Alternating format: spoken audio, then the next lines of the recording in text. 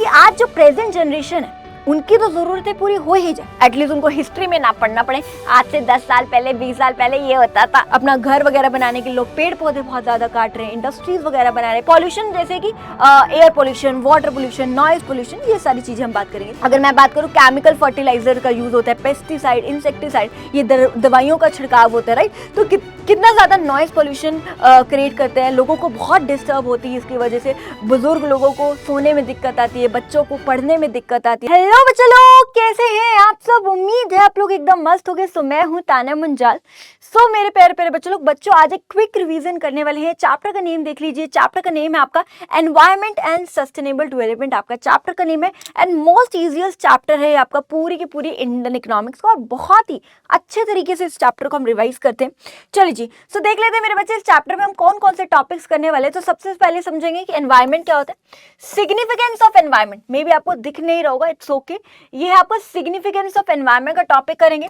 Renewable and non renewable resources क्या है, causes of environment crisis, global warming, ozone depletion, principal concerns of environment degradation in India, pollution control board के बारे में पढ़ेंगे, Chipko movement क्या है, सस्टेनेबल डेवलपमेंट का टॉपिक और स्ट्रैटेजीज ऑफ सस्टेनेबल डेवलपमेंट का भी टॉपिक करने वाले हैं, और बहुत ही बेहतरीन तरीके से इस चैप्टर को क्या कर देंगे, समाप्त कर देंगे।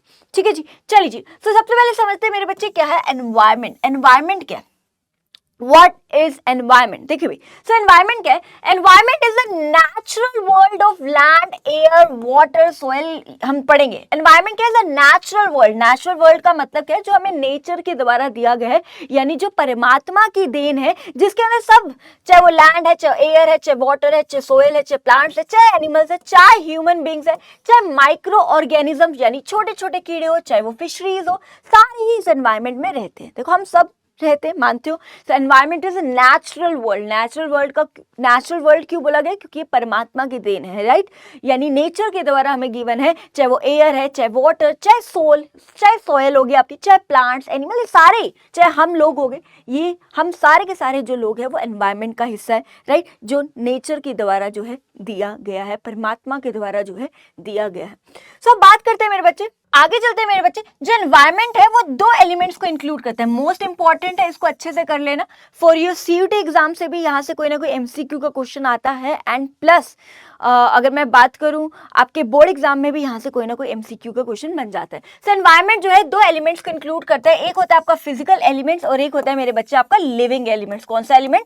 Living elements. फिजिकल एलिमेंट्स का हम बोलते हैं, इसको हम अबायोटिक एलिमेंट भी बोलते हैं, और इसी को नॉन लिविंग एलिमेंट्स भी बोला जाता है। प्लीज अदर नेम पता होने चाहिए। और लिविंग एलिमेंट्स को हम बेटा बायोटिक एलिमेंट्स भी बोलते हैं, इसके अदर नेम्स आपको जरूर याद होने चाहिए। सो फिजिकल एलिमेंट्स क्या है जिसको नॉन लिविंग एलिमेंट्स बोला जाता है? नॉन लिविंग क्यों बोला जाता है?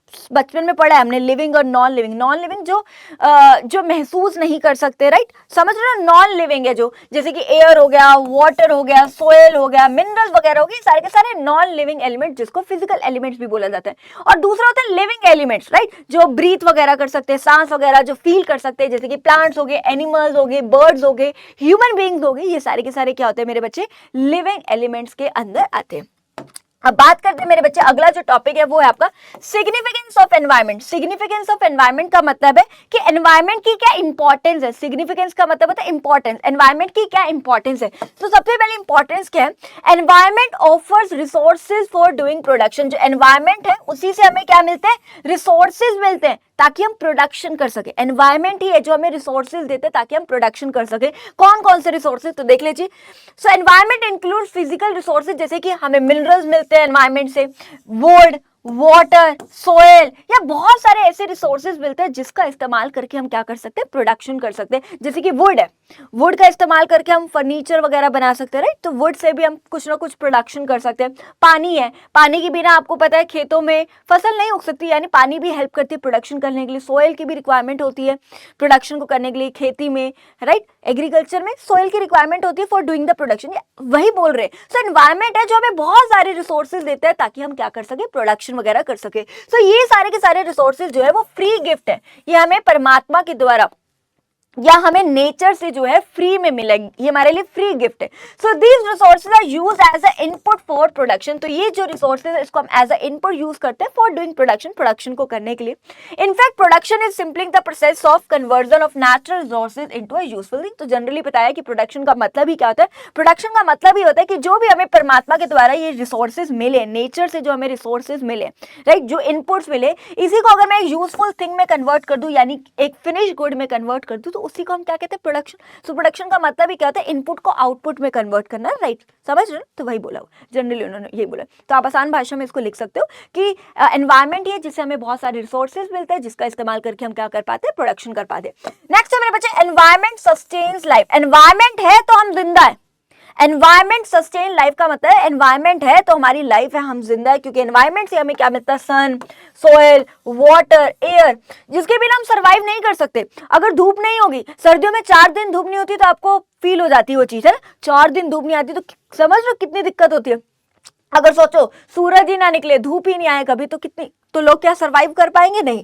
सोयल, क्या बिना मिट्टी के सर्वाइव कर पाएंगे? अरे मिट्टी है तो ही फसल उगेगी, फसल उगेगी तो हम खाएंगे, और हम खाएंगे तो हम सर्वाइव कर पाएंगे। पानी, बिना पानी के क्या आप सर्वाइव कर सकते हो? आपको भी पता है नहीं कर सकते। 4 दिन बिना पानी के रह के देख लो, नहीं कर पाएंगे। हाँ वो एक अलग बात है, करवा चौथ पे एक दिन तो जस्ट कर ही लेते, समझ रहे हैं आपको, ठीक है। नेक्स्ट है मेरे बच्चे, एयर। बिना एयर के भी आप सर्वाइव नहीं कर सकते, बिना ऑक्सीजन के आप सर्वाइव नहीं कर सकते।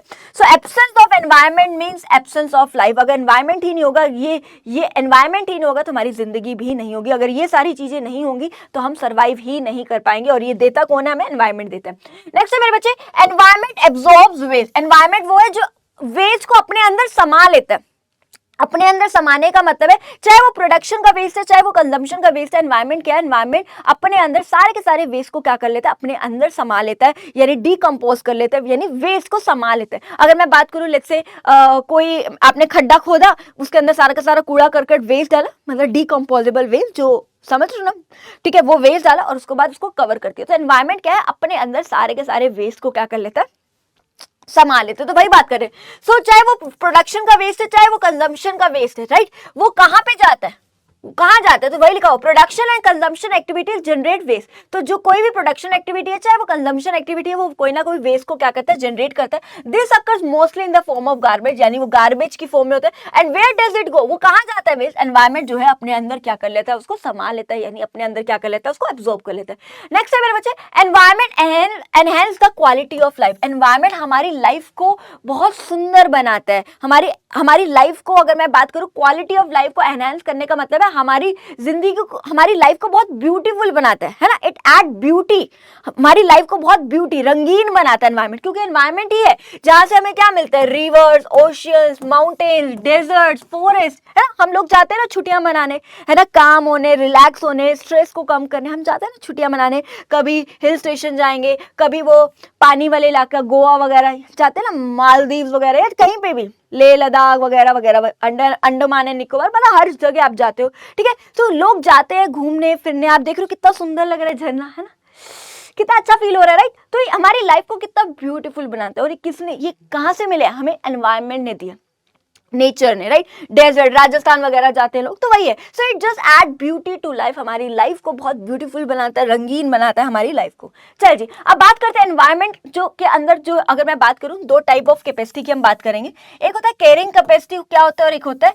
एब्जॉर्प्टिव कैपेसिटी, क्या होता है। देखिए भाई, कैरिंग कैपेसिटी का मतलब है कि एनवायरनमेंट क्या है, जो अपने ऊपर सबको कैरी करता है, सबको कैरी करना, सबका बोझ उठाता है। अगर मैं बात करूं तो आसान भाषा में, सर एनवायरनमेंट क्या है, जो जिसके पास एक कैरिंग कैपेसिटी का मतलब है कि सबको कैरी करता है। अगर आप यहाँ पे भी देख पा रहे हो तो एनवायरनमेंट है जिसके ऊपर सब लोग हैं, चाहे वो ह्यूमन बीइंग्स, फिश, कोई भी एनिमल, बर्ड्स, ठीक है, पानी, ट्रीज, प्लांट, मतलब सबको क्या करता है, अपने ऊपर कैरी करता है। तो एनवायरनमेंट ही है जो सबका बोझ उठाता है, सबको कैरी करता है, सबको, समझ रहे हो, वहीं ह्यूमन बीइंग्स रहते हैं, वहीं एनिमल्स, वहीं बर्ड्स, वहीं छोटे छोटे कीड़े, फिश भी वहीं, मतलब समझ रहे हो क्या बात कर रही हूँ। सो एनवायरनमेंट है जो सबको क्या करता है, कैरी करता है, एनवायरनमेंट के ऊपर ही जो है सारे, ठीक है। चलिए जी, नेक्स्ट है एब्जॉर्प्टिव कैपेसिटी का मतलब है कि एनवायरनमेंट है जो अपने अंदर सारा का सारा जो है कूड़ा या वेस्ट को क्या कर लेता है, एब्जॉर्ब कर लेता है, संभाल लेता है ना, सारे के सारे वेस्ट को क्या कर लेता है, अपने अंदर संभाल लेता है।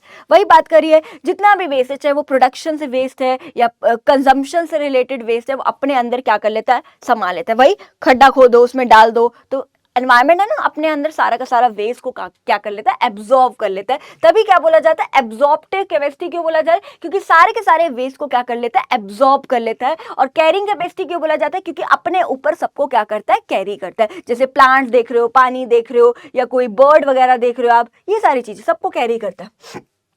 चलिए अब बात करते हैं मेरे बच्चे, रिन्यूएबल रिसोर्सेज क्या होता है, और आपका है अगला नॉन रिन्यूएबल रिसोर्सेज क्या होता है। रिन्यूएबल रिसोर्सेज मतलब एक ऐसे रिसोर्सेज जिसको आप रिन्यू कर सकते हो। रिन्यूएबल का मतलब है ऐसे रिसोर्सेज जिसको आप बारी बारी इस्तेमाल कर सकते हो और इस्तेमाल करने के बाद भी वो खत्म नहीं होंगे।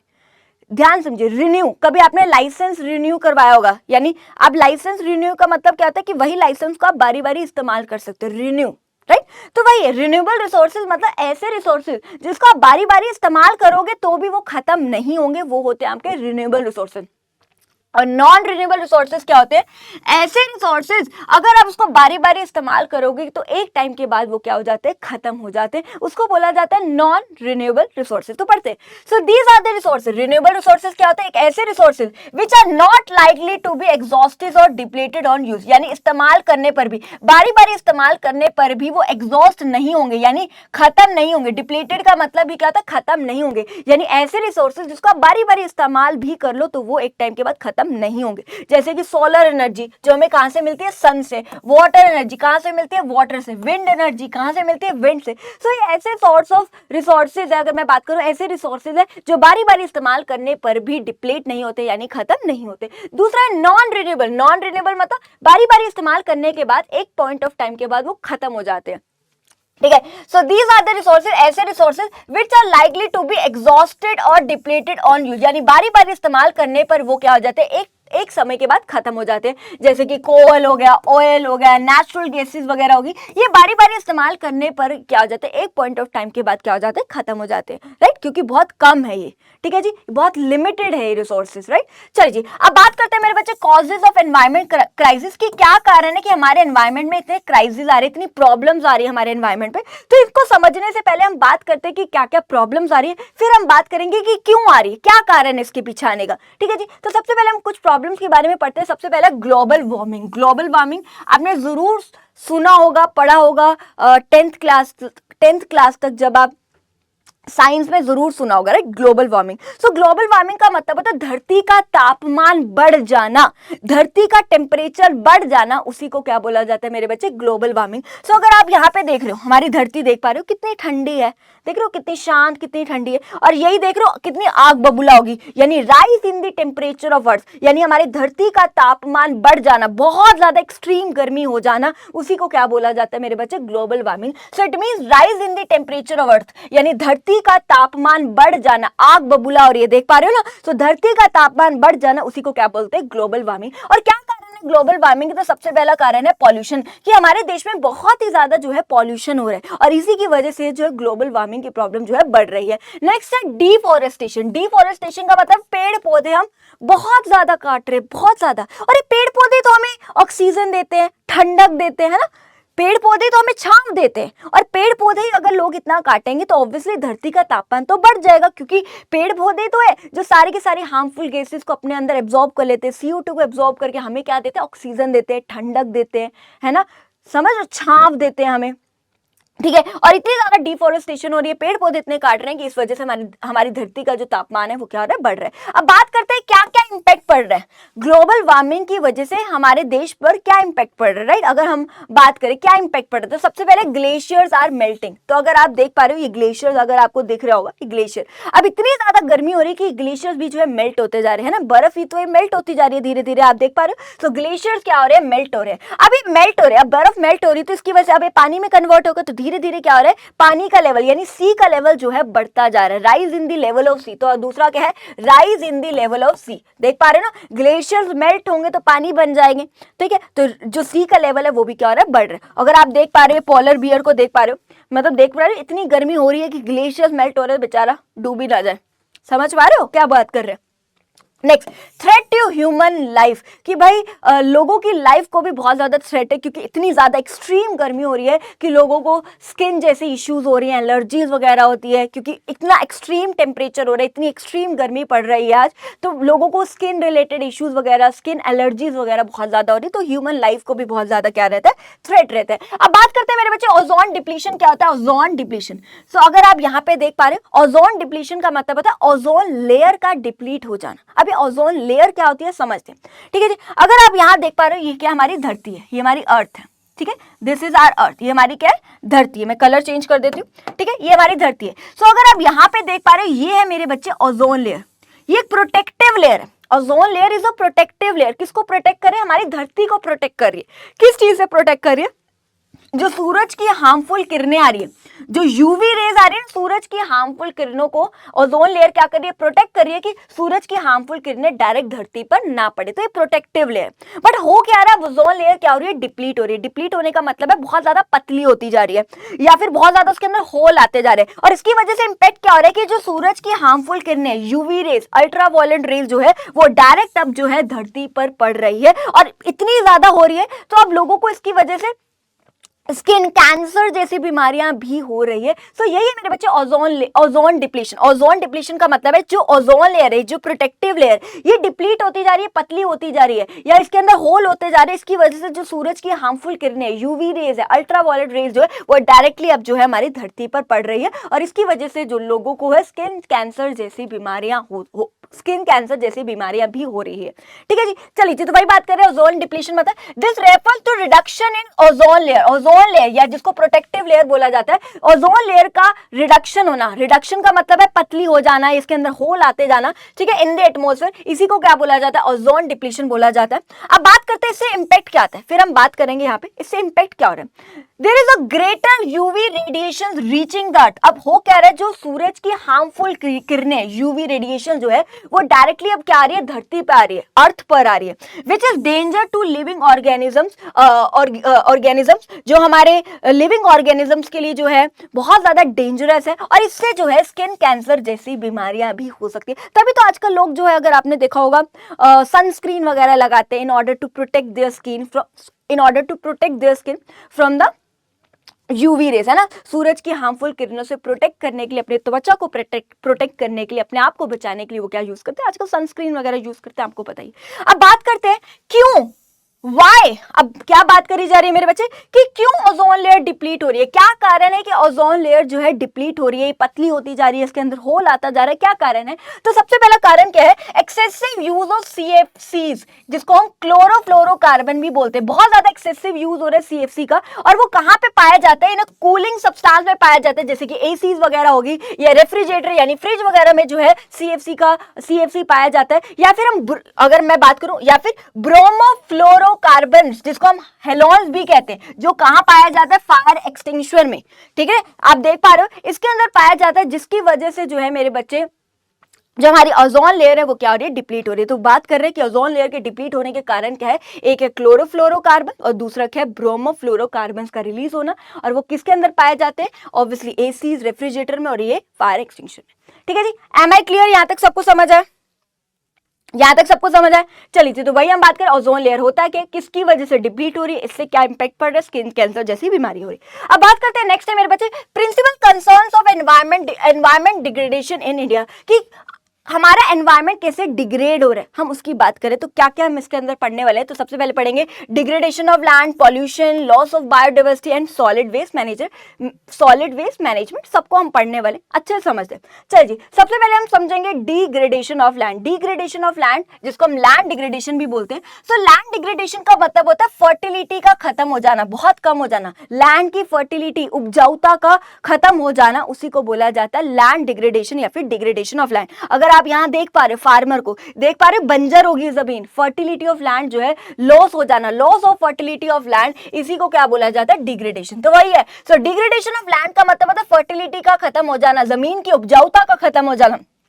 किसकी वजह से, due to inappropriate land use. अगर आपने अच्छे से इस्तेमाल नहीं किया अपने लैंड को, अपनी जमीन को, तो इसकी वजह से जो है उपजाऊता जो है, जमीन की जो उपजाऊता है वो क्या हो जाती है, खत्म हो जाती है, जो फर्टिलिटी है वो खत्म हो जाती है। तो क्या कारण है? सबसे पहले एक्सेसिव ग्रेजिंग। एक्सेसिव ग्रेजिंग का मतलब है कि जो पशु है, देख लो कितना ज्यादा ग्रेज करे। अगर वो बहुत ज्यादा एक्सट्रीम ग्रेज करेगा तो फिर ये वाली जमीन कहाँ पे कन्वर्ट हो जाएगी, इसमें हो जाएगी, राइट, समझ। तो इसकी वजह से भी जो फर्टिलिटी है वो खत्म होती है। नेक्स्ट है soil erosion caused by strong wind और फ्लड। सॉइल इरोजन का मतलब क्या होता है कि मान लो एक जमीन है, अब जमीन है तो जमीन के ऊपर सॉइल तो होगी, बिल्कुल सॉइल होगी। मान लो बहुत स्ट्रॉन्ग विंड आई या बहुत या फिर फ्लड आए, तो अब स्ट्रॉन्ग विंड का एग्जांपल ले लेते हैं। मान लो बहुत ज्यादा तेज हवा आई, बहुत स्ट्रॉन्ग विंड आई, तो उसकी वजह से क्या हुई, जो टॉप मोस्ट सॉइल है ना, जो ऊपर की जो सॉइल है वो सारी की सारी उड़ गई। ऑब्वियस ही बात है, ये एक जमीन है, एकदम से स्ट्रॉन्ग विंड आई तो ऊपर की जो भी सॉइल है वो सारी की सारी क्या हो जाएगी, उड़ जाएगी। वो सॉइल उड़ गई जिसके अंदर बहुत सारे न्यूट्रिएंट्स थे, जो बहुत ज्यादा जरूरी थी एक फसल को उगाने में, एक जमीन की उपजाऊता के लिए बहुत ज्यादा जरूरी थी। वो अगर वो न्यूट्रिएंट्स ही सॉइल हट गई, वो ऊपर जो टॉप मोस्ट सॉइल जिसमें बहुत सारे न्यूट्रिएंट्स है वो हट गई, तो उससे क्या होगा, मेरे बच्चे, जो एक लैंड की फर्टिलिटी है वो क्या हो जाएगी, खत्म हो जाएगी, यानी सॉइल इरोजन की प्रॉब्लम हो जाएगी। उसी को बोला जाता है सॉइल इरोजन, जो किसकी वजह से होता है, कई बार बहुत स्ट्रॉन्ग विंड आने या फ्लड आए, एकदम से बाढ़ आई और ऊपर की जो टॉप मोस्ट सॉइल है जिसमें बहुत सारे न्यूट्रिएंट्स है वो उड़ के चली गई, तो इस वजह से जो है एक लैंड की फर्टिलिटी क्या हो जाती है, खत्म हो जाती है या कम हो जाती है, हम बात कर रहे हैं। चलिए जी, नेक्स्ट है मेरे बच्चे एल्कालिनिटी and salinity of soil caused by water logging. देखो भाई, एल्कालिनिटी का मतलब होता है एसिडिक हो जाना सॉइल का, एसिडिक हो जाना, और सैलिनिटी का मतलब होता है सोल्टी हो जाना सॉइल का, ठीक है जी, सोल्टी हो जाना। किसकी वजह से? Water logging. वाटर लॉगिंग का मतलब होता है कि कई बार जैसे मान लो फ्लड आए, फ्लड आने की वजह से पानी रुका हुआ है, बहुत ज्यादा जो खेत है, वो जो लैंड है उसमें बहुत ज्यादा पानी रुका हुआ है। अब पानी रुका है तो जो ऊपर की जो सोयल है वो क्या होगी, बिल्कुल गीली गीली होगी, और जो टॉप मोस्ट सोयल होता है वो सारा का सारा न्यूट्रिएंट्स को जो है सक कर लेती है।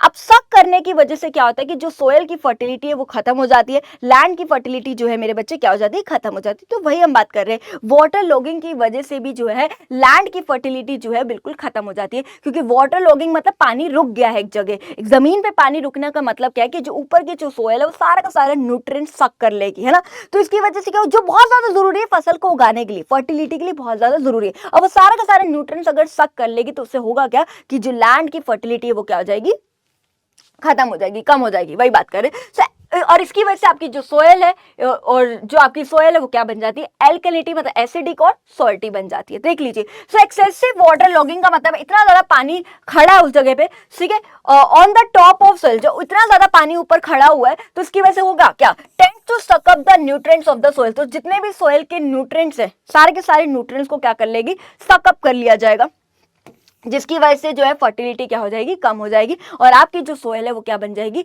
एल्कालिनिटी एंड सैलिनिटी बन जाएगी, राइट। वही हम बात कर रहे हैं। चलिए जी, नेक्स्ट है फॉरेस्ट फायर। अगर मान लो एक खेत में, एक फॉरेस्ट में आग लगी तो उससे भी जो है फर्टिलिटी क्या है, बिल्कुल खत्म हो जाएगी। Next, improper crop rotation impact the soil health. देखो भाई, क्रॉप रोटेशन भी बहुत ज्यादा जरूरी है कि आज ये फसल उगाई तो अगली बार दूसरी फसल उगाई, इससे भी जो है सोयल की हेल्थ जो है मेंटेन रहती है, सोयल की फर्टिलिटी मेंटेन रहती है। लेकिन अगर आपने इम्प्रॉपर क्रॉप रोटेशन किया, अच्छे से किया नहीं, क्रॉप रोटेशन नहीं किया, तो इससे भी जो है सोयल की फर्टिलिटी जो है अफेक्ट होती है। नेक्स्ट है मेरे बच्चे indiscriminate use of agro chemicals, यानी फर्टिलाइजर या फिर पेस्टिसाइड। देखो भाई, अगर हमने बहुत ज्यादा एक्सट्रीम यूज कर दिया, बहुत ज्यादा extreme chemical, fertiliser, pesticide, insecticide, इन सब का यूज कर लिया, नो डाउट इससे प्रोडक्शन तो बढ़ जाती है, लेकिन आपकी जो लैंड की फर्टिलिटी है वो बिल्कुल खत्म हो जाती है। एक बारी तो आप प्रोडक्शन बढ़ा लोगे, लेकिन उसकी जो लैंड की फर्टिलिटी है वो बहुत ज्यादा अफेक्ट होती है। तो वही बात कर रहे हैं, अगर आपने बहुत ज्यादा एग्रो केमिकल्स मतलब एग्रीकल्चर, एग्रो मतलब एग्रीकल्चर से रिलेटेड जो केमिकल्स है,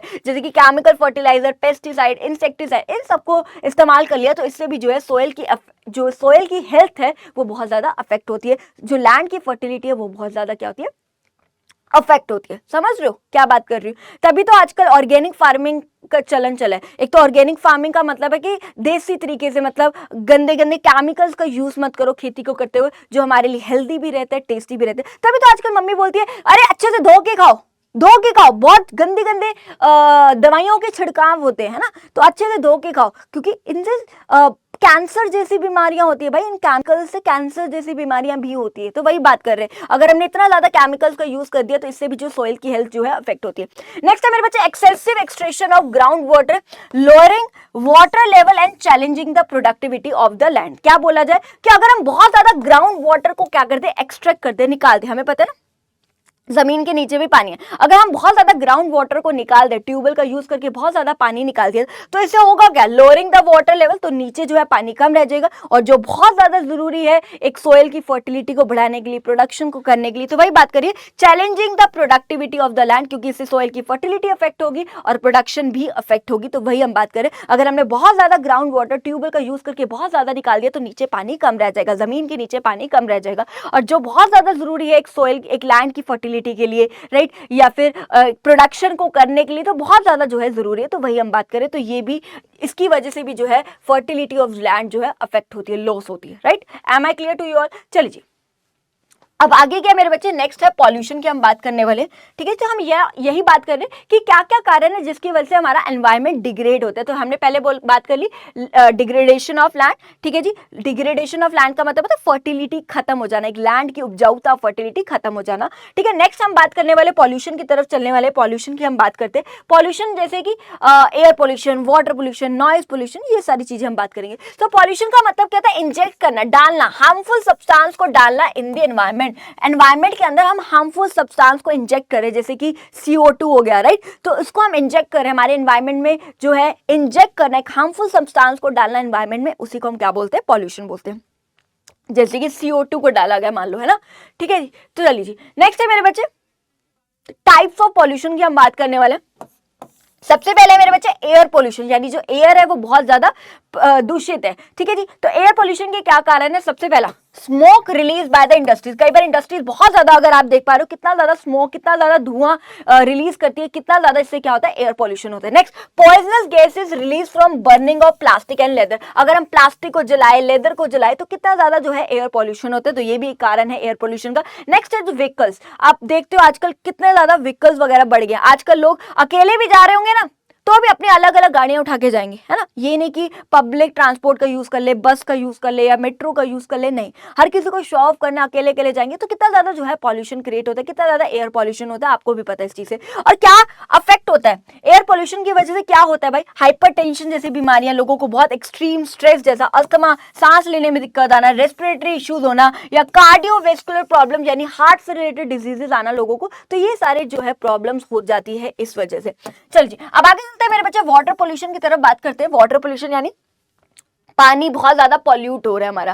क्या कारण है, पानी इतना ज्यादा, हमारा जो वाटर है वो इतना ज्यादा पॉल्यूट हो रहा है, उसका क्या कारण है, सबसे पहले domestic sewage merge with the streams and river. जो भी डोमेस्टिक सीवेज है, सीवेज का जो वेस्ट, अगर आप देख पा रहे हो, सीवेज का जो वेस्ट है अगर वो मर्ज हो जाए, मिल जाए किसके साथ, स्ट्रीम एंड रिवर, जो साफ पानी के साथ अगर वो मिल जाए तो साफ पानी भी क्या हो जाएगा, दूषित हो जाएगा, सीधी सी बात है। अगर सीवरेज का वेस्ट साफ पानी के साथ मिल जाएगा तो वो भी जो है ऑब्वियसली उसको भी वो गंदा कर देगा, है। सीवरेज का वेस्ट अगर साफ पानी के साथ मिल जाएगा तो वो भी क्या हो जाएगा, खराब हो जाएगा, पॉल्यूट हो जाएगा। तो ये कारण है एक वाटर पॉल्यूशन का। नेक्स्ट है इंडस्ट्रियल वेस्ट। अब हमें पता है इंडस्ट्रीज में कितने हार्श केमिकल्स वगैरह होते हैं, अगर वो पानी वगैरह में, रिवर, लेक्स वगैरह में मिल जाए तो कितना ज्यादा वाटर पॉल्यूशन होता है। नेक्स्ट है agriculture run of mix with pesticide, insecticide. अब हमें पता है एग्रीकल्चर में बहुत ज्यादा, अगर मैं बात करूं, केमिकल फर्टिलाइजर का यूज होता है, पेस्टिसाइड, इंसेक्टिसाइड, ये दवाइयों का छिड़काव होता है, राइट। सो अगर ये जो है मिक्स हो जाए किनके साथ, स्ट्रीम, रिवर, कई बार एग्रीकल्चर का जो वेस्ट है वो पानी में चला जाता है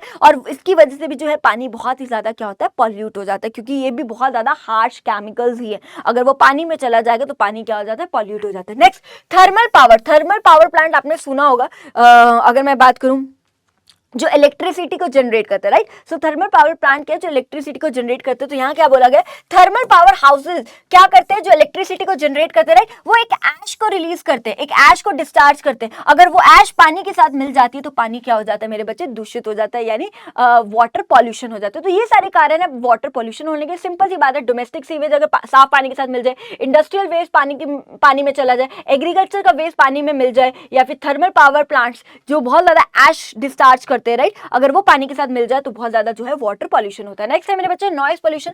ठीक है जी, नॉइज पॉल्यूशन के क्या क्या कारण है? सबसे पहला साउंड फ्रॉम व्हीकल्स। आजकल नंबर ऑफ व्हीकल्स आपको पता नहीं, पै पै पै पै हॉर्न्स वगैरह हो गए, राइट। तो कितना ज्यादा साउंड होता है आपको पता ही है। तो कितना ज्यादा जो है नॉइज पॉल्यूशन होता है। आप देख ही पा रहे होगे, दिल्ली में देख लो या कहीं देख लो, कितना ज्यादा जो है नॉइज पॉल्यूशन होता। चल जी, sound produce by industrial machine. Industries में जो मशीनें हैं वो भी बहुत ज्यादा जो है साउंड, बहुत ज्यादा नॉइज पॉल्यूशन करती है, बहुत ज्यादा तेज आवाज होती है उन मशीनों की, तो वो भी बहुत ज्यादा नॉइज पॉल्यूशन क्रिएट करती है। Next, sound produce by the house hold. घरों में भी हाउस होल्ड अप्लायंसेस, घरों में भी जो है ये अप्लायंसेस यूज करे जाते हैं, जैसे कि मिक्सी ग्राइंडर हो गया, वॉशिंग मशीन वगैरह हो गया, राइट। तो ये भी जो है मेरे बच्चे क्या, ये भी जो है नॉइज पॉल्यूशन क्रिएट करती है। नेक्स्ट, शादियों में हम देखते हैं डीजे वगैरह, राइट। तो कितना ज्यादा नॉइज पोल्यूशन क्रिएट करते हैं, लोगों को बहुत डिस्टर्ब होती है इसकी वजह से। बुजुर्ग लोगों को सोने में दिक्कत आती है, बच्चों को पढ़ने में दिक्कत आती है, राइट। और बहुत सारे लोगों को हियरिंग जैसी इश्यूज हो जाती है, राइट, प्रॉब्लम हो जाती है। जो लाउड स्पीकर्स वगैरह होते हैं, आप देखते ही हो एड वगैरह, है ना, ऑटो रिक्शा जा रहा है या रिक्शे पे देखते हैं ना, sale sale sale sale sale, right. तो कितना ज्यादा जो है नॉइज पोल्यूशन होता है इन सबकी वजह से। तो हम वही यहाँ पे बात करें। चलिए जी, तो पॉल्यूशन का टॉपिक खत्म। चल जी, अब तीसरा क्या था?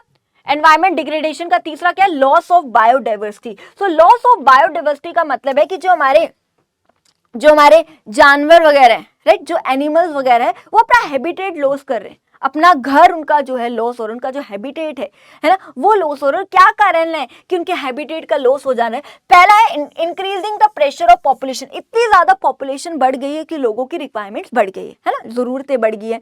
अपना घर वगैरह बनाने के लिए लोग पेड़ पौधे बहुत ज्यादा काट रहे हैं, इंडस्ट्रीज वगैरह बना रहे हैं, पेड़ पौधे काट रहे हैं, मॉल वगैरह बना रहे हैं, पेड़ पौधे काट रहे हैं। तो इतना ज्यादा पेड़ पौधे लोग काट रहे हैं, अगर पेड़ पौधे नहीं होंगे, ये जंगल वगैरह जो साफ होते जा रहे हैं, तो ये बेचारे जो जानवर है वो कहाँ रहेंगे भाई? ये जंगल में ही तो रहेंगे। अगर जंगल साफ होते जा रहे हैं, अर्बनाइजेशन होती जा रही है, हर एक चीज आपको पता है, राइट, पेड़ पौधे काटे जा रहे हैं, वहां पे घर बनते जा रहे हैं, मॉल वगैरह बनते जा रहे हैं, इंडस्ट्रीज वगैरह खुलती जा रही है। अगर जंगल साफ हो जाएंगे तो ये बेचारे जानवर कहाँ रहेंगे यार, कहाँ रहेंगे? ठीक है, तो वही पॉपुलेशन का प्रेशर बढ़ने की वजह से भी, जो पॉपुलेशन इतनी ज्यादा बढ़ रही है, इस वजह से बेचारे अपने जानवर अपना लॉस कर रहे हैं, हैबिटेट वगैरह लॉस हो रहे हैं। Next, degradation of land. Land की फर्टिलिटी खत्म होती जा रही है, आप देख ही पा रहे हो, उपजाऊता खत्म होती जा रही है, बंजर हो गई है जमीन, आप देख पा रहे हो, राइट। तो अब वो खाएंगे क्या बेचारे, रहेंगे कहाँ, खाएंगे क्या?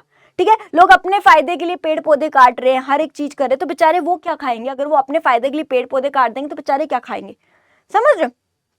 इस वजह से सोइल की फर्टिलिटी भी खत्म हो रही है, जो बहुत ज्यादा जरूरी है भाई, अदरवाइज वो सर्वाइव कैसे करेंगे, खाएंगे पिएंगे कैसे? Next, deforestation. लोग पेड़ पौधे काट रहे हैं भाई, पेड़ पौधे सिर्फ अपने फायदे के लिए, अपने सेल्फिशनेस के लिए काट रहे हैं, पैसा कमाने के लिए। बहुत लोग जो है लकड़ वगैरह, पेड़ काट के जो लकड़ है उसको मार्केट में बेच के पैसा कमाते हैं। और बहुत से लोग हैं जो इन लकड़ों का, स्पेशली गाँवों में लोग हैं, खाना बनाने के लिए इन लकड़ों का इस्तेमाल करते हैं, क्योंकि वो सिलेंडर या फिर LPG वगैरह को अफोर्ड ही नहीं कर पाते, राइट। तो लोग अपने फायदे के लिए, अपने सेल्फिशनेस के लिए जो है पेड़ पौधों को काट रहे हैं, अपना खुद का फायदा देख रहे हैं। बेचारे जानवर, उनका क्या होगा? पेड़ पौधे नहीं होंगे तो वो कैसे सर्वाइव करेंगे, वो कहाँ रहेंगे, वो क्या खाएंगे? समझ पा रहे हो? तो loss of habitat, loss of biodiversity का मतलब है कि बेचारे जो जानवर है वो अपना हैबिटेट खोते जा रहे हैं, उनके पास रहने की जगह नहीं, उनके पास खाने के लिए नहीं है भाई।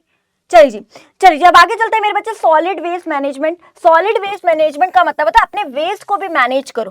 लेकिन आजकल हम क्या करते हैं, एक ही डस्टबिन में सब कुछ डाल देते हैं, प्लास्टिक भी उसके अंदर, बोतलें भी उसके अंदर, ग्लास भी उसके अंदर, हर एक चीज, चाहे वो डिकम्पोजेबल वेस्ट है, चाहे नहीं हो पाता वो डिकम्पोजेबल, चाहे वो रिसाइकलेबल है, चाहे नहीं हो सकता, एक ही डस्टबिन में सब कुछ फेंक देते। तो ये नहीं, सॉलिड वेस्ट मैनेजमेंट का मतलब है कि अपने वेस्ट को भी जो है मैनेज करो, राइट। जैसे कि पेपर जो है ये वाले डस्टबिन में डाल दिया, ग्लास जो है ये वाले डस्टबिन, ये कलर के डस्टबिन में डाल दो, प्लास्टिक इसमें डाल दो, मेटल जो है मेरे मान लो इसमें डाल दो, रिसाइकलेबल वाला जो वेस्ट है वो एक में डालो, जो नहीं हो पाता उसको अलग डालो, जो डिकम्पोज हो सकता है उसको अलग डालो। समझ रहे हो? तो वेस्ट को भी जो है मैनेज करो। चलिए अब आगे चलते हैं मेरे बच्चे, यहाँ तक हमारा डन हो गया। अब एक छोटा सा यहाँ पे एक टॉपिक रह गया था आपका, अगर आपको याद हो, मैंने आपको कहा था बाद में करेंगे। चलिए फटाफट से देखिए, कॉजेज ऑफ एनवायरमेंट क्राइसिस, कि क्या कारण है कि हमारे एनवायरमेंट में क्राइसिस आ रहे, प्रॉब्लम आ रहे हैं, एनवायरमेंट में क्या क्या प्रॉब्लम्स आ रहे हैं। तो सबसे पहले पॉपुलेशन एक्सप्लोजन, कि पॉपुलेशन इतने ज्यादा बढ़ रही है तो लोगों की जरूरतें बहुत ज्यादा बढ़ रही है, लोग सेल्फिश होते जा रहे हैं, अपना ही सोच रहे हैं, लकड़े वगैरह काट रहे हैं, पेड़ पौधे बहुत ज्यादा काट रहे हैं अपने सर्वाइवल के लिए, राइट। कुछ लोग बेच के पैसा कमा रहे हैं। अब पॉपुलेशन इतनी बढ़ रही है तो लोगों की रिक्वायरमेंट्स बढ़ रही है, सीधी सी बात है।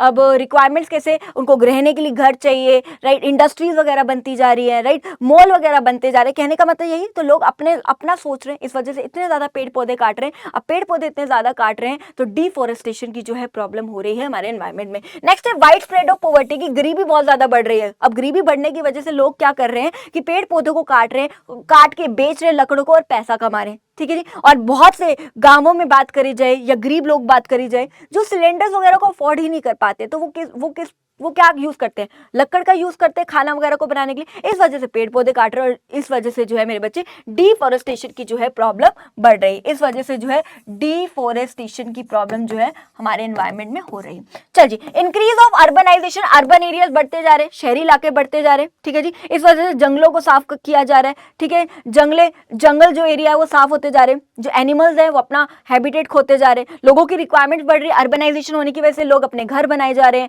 मॉल्स वगैरह, इंडस्ट्रीज वगैरह, फैक्ट्रीज वगैरह, ये सारी चीजें खुल रही है, बिल्डिंगें वगैरह बन रही है, ठीक है, अर्बन एरियाज डेवलप हो रहे हैं, तो जंगल साफ होते जा रहे हैं, जो जानवर अपना हैबिटेट खोते जा रहे हैं, डिफोरेस्टेशन की प्रॉब्लम हो रही है। तो यही सारी चीजें आपको यहाँ पे बतानी है, इस वजह से हमारा एनवायरमेंट जो है डिग्रेड हो रहा है।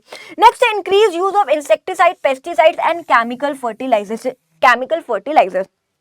बहुत ज्यादा जो है इंसेक्टिसाइड, पेस्टिसाइड, केमिकल फर्टिलाइजर का हम इस्तेमाल कर रहे हैं। इसकी वजह से क्या होगा, सोइल की फर्टिलिटी अफेक्ट होगी और लैंड डिग्रेडेशन की जो है प्रॉब्लम हो जाती है, ठीक है जी, और हमारा एनवायरमेंट जो है अफेक्ट हो रहा है इसकी वजह से।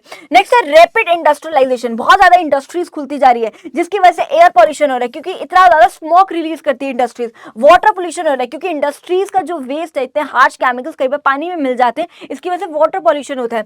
नॉइज पोल्यूशन, जो मशीन है वो बहुत ज्यादा नॉइज पोल्यूशन क्रिएट करती है, तो वही बात कर रहे हैं कि इसकी वजह से जो है हमारे एनवायरनमेंट बहुत ज्यादा अफेक्ट होता है, क्योंकि हमारे एनवायरनमेंट में बहुत ज्यादा पॉल्यूशन होता है। चल जी, मल्टीप्लिसिटी ऑफ ट्रांसपोर्ट व्हीकल्स, की आज जो लोग हैं बहुत सारे नंबर ऑफ व्हीकल्स का यूज कर रहे हैं। अकेला बंदा भी जो है गाड़ी निकाल लेगा अपना खुद का, है ना, अकेला जा रहा है तो यार पब्लिक ट्रांसपोर्ट यूज कर ले, बस का यूज कर ले, मेट्रो का यूज कर ले, समझ पा रहे हो।